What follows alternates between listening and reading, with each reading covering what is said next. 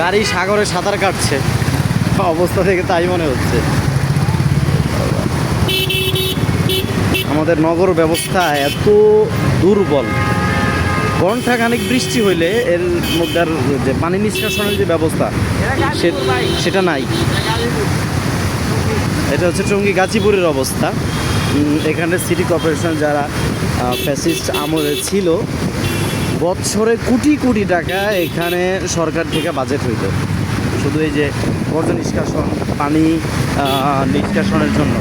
আজকে দেখেন সামান্য 1 ঘন্টা বা 40 মিনিট বৃষ্টি হয়েছে, অবস্থা দেখেন। মানুষগুলো হাঁটার অবস্থা নেই, গাড়ি মনে হচ্ছে নদীতে সাঁতার কাটছে, মনে হচ্ছে জাহাজ, মোটর জাহাজ।